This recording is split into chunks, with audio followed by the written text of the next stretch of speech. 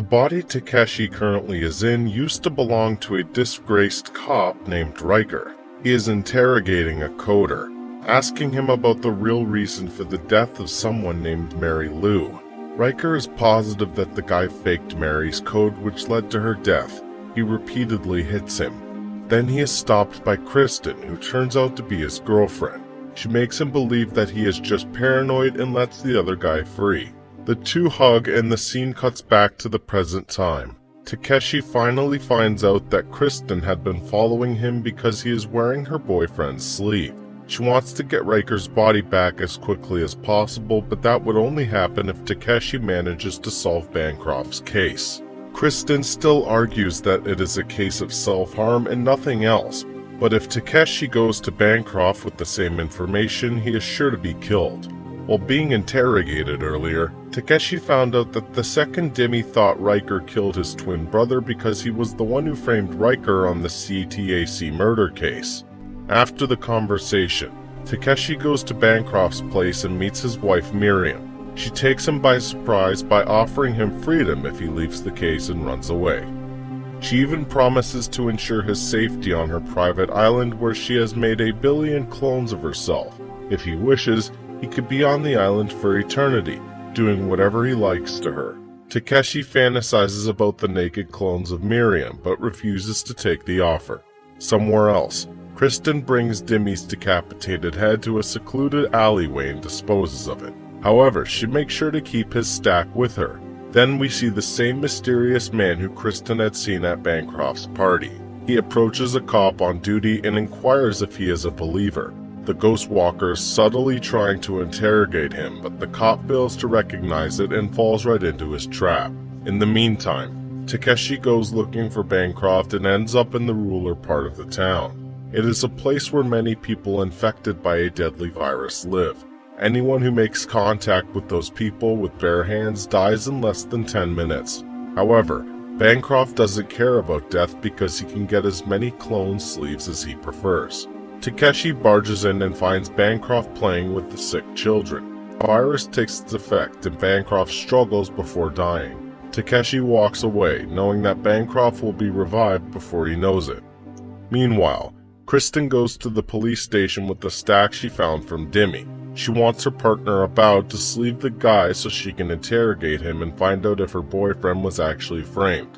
Abowd thinks that she is obsessing over Riker's case, but he agrees to help her nonetheless. When it gets dark, Takeshi returns to the AI hotel and is drinking by himself.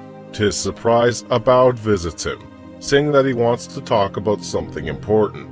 He doesn't trust Takeshi and wants him to stay away from Kristen as much as he can. Abowd cares for her as a friend and knows that Bancroft is a dangerous man.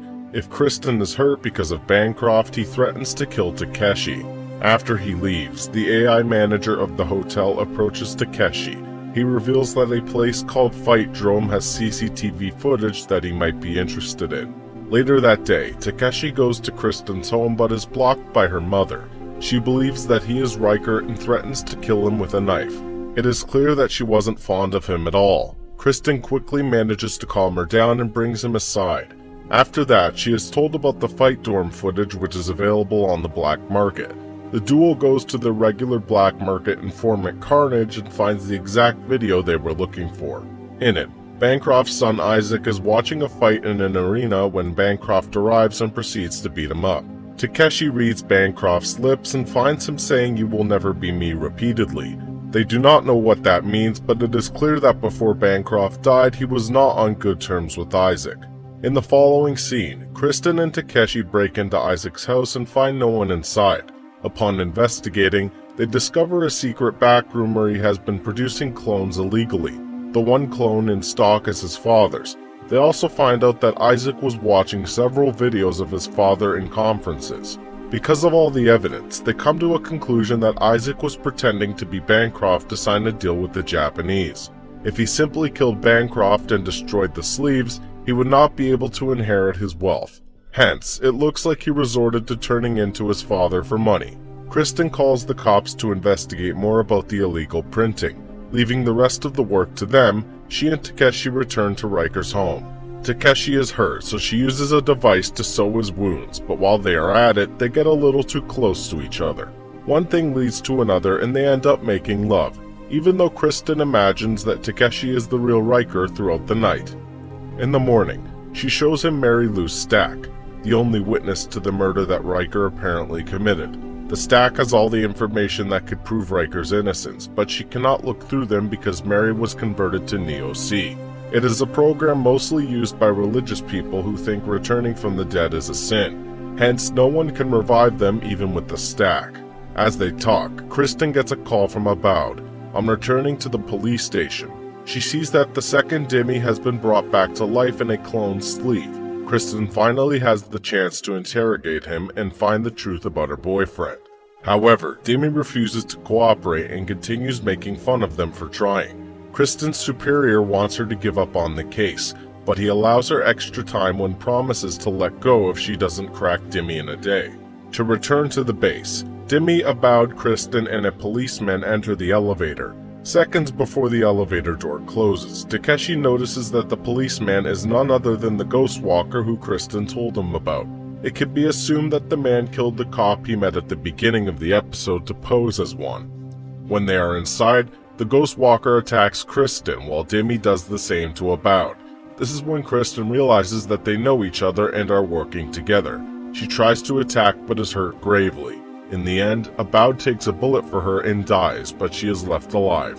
When the doors open again, Dimmy and the ghost walker have already disappeared. Takeshi quickly brings Kristen to the car and rushes her to the hospital. He keeps her awake on the way and makes sure that she is still conscious when she reaches the hospital. The ghost walker has attacked her arm repeatedly to make sure that she won't be able to sleep again. However, the doctors fix it and replace it with a new one at Takeshi's request. In the end, her life is saved, much to everyone's relief. Outside, Elliot comes to meet Takeshi. They are informed about the whereabouts of Bancroft's son Isaac. Takeshi suspects he is the one who tried to kill his father.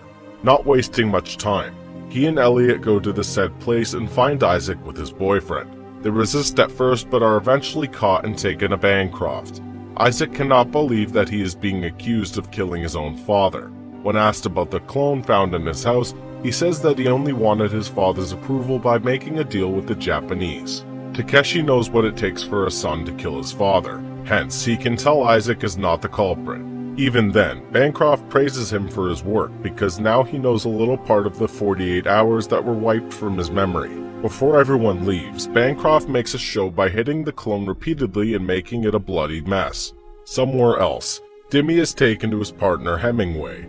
Dimmy wants Takeshi dead, but Hemingway needs him alive for a different task.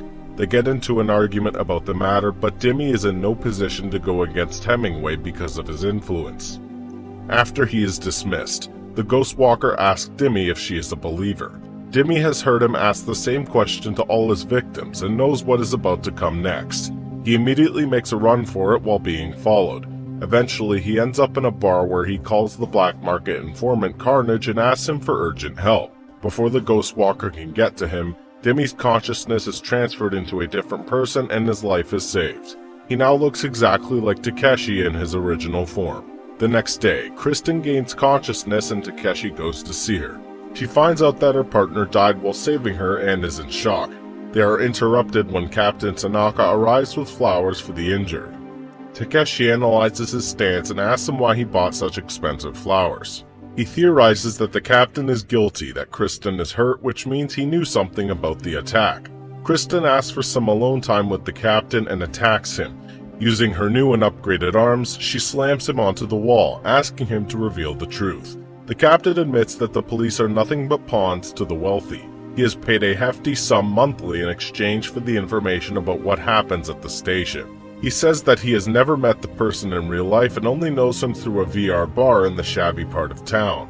Takeshi and Kristen go to the said bar with his code to meet the person. Takeshi uses the VR and finds out that the person is none other than Hemingway. He doesn't recognize the man, but Hemingway instantly calls him by his real name. Suddenly, Kristen pulls him out of the VR world because the bar is too silent. When they go out to check, they are shocked to see all customers have been beheaded.